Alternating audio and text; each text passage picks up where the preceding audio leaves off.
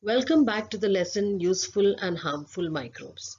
In this video, you will get the oral as well as written notes of this lesson.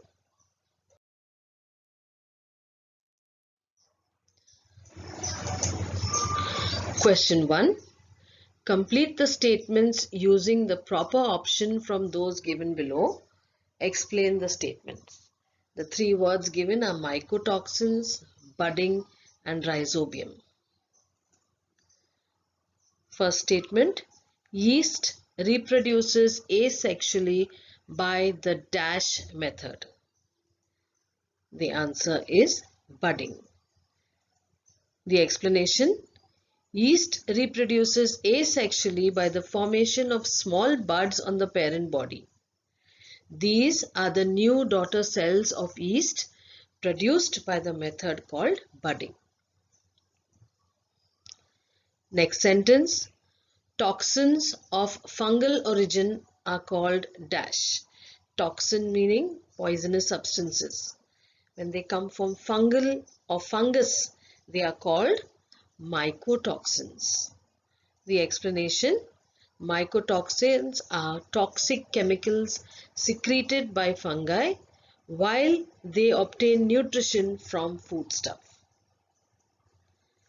Third sentence, leguminous plants can produce more proteins due to rhizobium, and the explanation, using atmospheric nitrogen, rhizobia produce nitrogenous compounds, and leguminous plants like beans and pulses are rich in proteins due to the nitrogenous compounds supplied to the plant by rhizobium.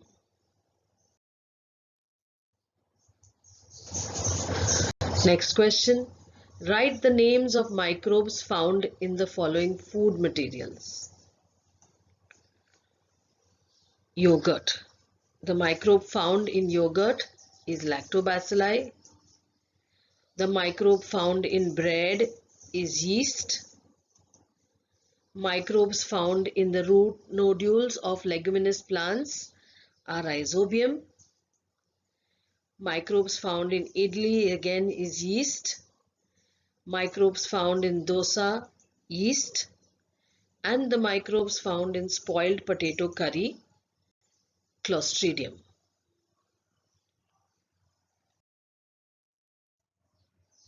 Third question. Identify the odd one out and say why it is the odd one. First one has the options pneumonia, diphtheria, chickenpox, cholera. And the odd one out is chickenpox. Why? Because chickenpox is caused by virus. All other diseases are caused by bacteria. Next one, lactobacilli, rhizobia, yeast, Clostridia. The answer is Clostridia. Because Clostridia are harmful bacteria, all the rest are useful microbes. Root rot, rust or tambura, rubella and mosaic. The answer is rubella, and the reason is because rubella is a virus. All the rest are diseases caused by bacteria. The fourth question, give scientific reasons. First one, foam accumulates on the surface of dal kept for a long time in summer. Foam is a frothy kind of a substance. Now, the reasons are the temperature during summer, it is hot. So therefore that is the most favorable time for the growth of microbes. If dal is kept for a long time, microbes grow within that dal. While obtaining nutrition from dal, these microbes release various gases, and these gases are seen in the form of a foam or a frothy kind of a liquid on the foodstuff. Hence, dal foams in summer if kept for a long time. Second one, naphthalene balls are kept with clothes to be put away. Now, if you want to, store clothes in the cupboard for a long time without touching them, so before that, You may have seen your mother putting these kind of balls called naphthalene balls. Naphthalene inhibits the growth of fungi and bacteria, means it does not allow fungi and bacteria to grow well. It also has a strong odor or a smell, due to which it is used as an insect repellent to keep insects away. So, in order to prevent the growth of microbes on clothes that have to be stored for a long time, naphthalene balls are kept in them. Next question, match the pairs. In group A, you have Rhizobium, Clostridium, Penicillium and yeast. And the match for Rhizobium is nitrogen fixation, Clostridium is food poisoning, Penicillium production of antibiotics, and yeast bakery products. Seventh question. Answer the following questions. The first one, which vaccines are given to infants and why? Now, infants are babies.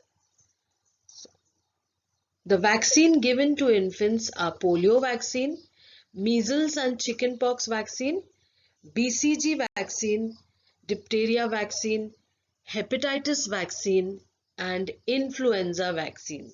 That many vaccines are given to babies as soon as they are born, within certain timings. They are given to them. Now, why? Because these vaccines are given to strengthen the immune system of infants against specific diseases, so that the infants or the babies don't get those diseases.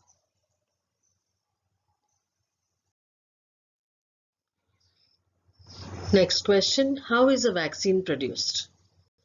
Vaccines are made using viruses or bacteria that are weakened or dead. Vaccines have similar items of a microorganism which causes the disease by using one of its surface proteins or its toxins. Vaccines help to stimulate the immune system and identify the foreign bodies and destroy them. These foreign bodies will be the pathogens or the microorganisms which cause disease. Next question, how do antibiotics cure disease? First of all, antibiotics are carbon compounds got from bacteria or fungi for destroying or preventing the growth of harmful microorganisms. Antibiotics either inhibit the bacteria, inhibit means don't allow them to grow fully. They either inhibit them or they kill the disease causing bacteria or they stop them from multiplying. So three things the antibiotics do, they either inhibit, kill or stop the bacteria from multiplying. Okay, so when antibiotics are there, you see how the bacteria become, they stop growing and multiplying and then they get destroyed.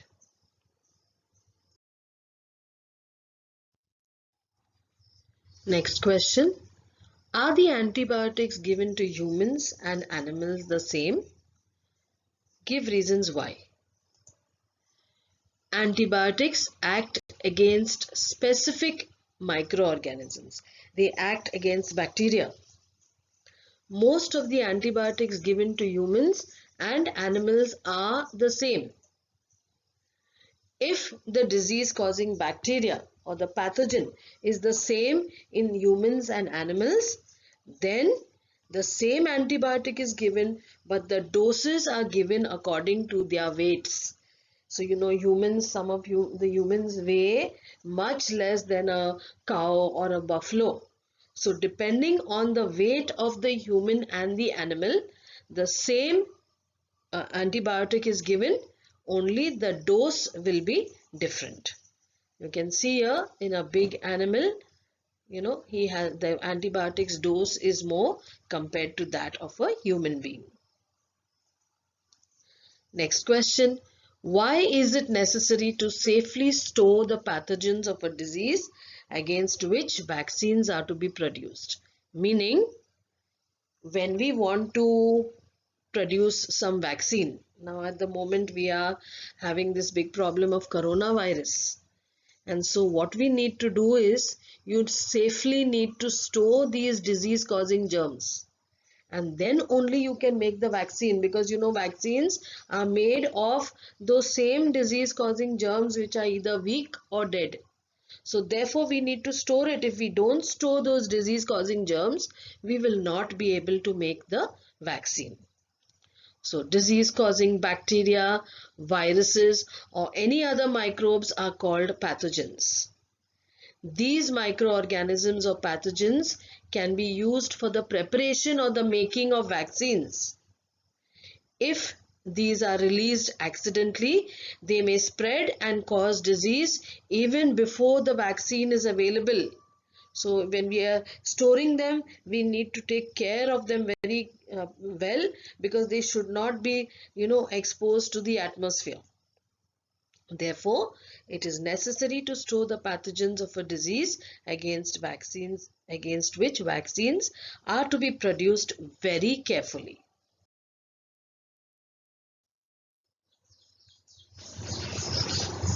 Eighth question. Answer the following questions in brief. The first one, what are broad spectrum antibiotics? Certain antibiotics are useful against a wide variety of bacteria. They are known as broad spectrum antibiotics. Meaning these broad spectrum antibiotics, they can work against a large number of harmful bacteria. Ampicillin, tetracycline, amoxicillin are some examples of broad spectrum antibiotics. Next question. What is fermentation? Fermentation is a process in which one type of carbon compound is changed or converted into another type of carbon compound due to the work of microorganisms. In this process, heat is generated and carbon dioxide gas along with other gases is given out. Making of yogurt, alcohol production, bread making use the process of fermentation. Define antibiotic. Carbon compounds obtained from some bacteria or fungi for destroying or preventing the growth of harmful microorganisms are called antibiotics. Some extra questions. Now these answers will be found out by you from your textbook. The first question, each statement is false. Each given statement is false. You have to find out the correct answer. Yeast is a multicellular fungus with 1,500 species in existence. Next, gentamicin is an example of broad spectrum antibiotics. Third, yogurt has a sour taste due to lactose. Second question, match correctly. This is bacteria on one side and what are they used for? You have to find out the correct answer and write it down. Next, write the medical uses of penicillin. Why are beans and pulses rich in proteins? Name 2 stains used while observing microbes under a compound microscope. What is rhizobial inoculation? And the last question, draw a neat diagram of a yeast cell showing budding. An assignment for you to do, find out the names of 10 antibiotics and state whether they are narrow spectrum or broad spectrum antibiotics. You can add pictures also to this assignment.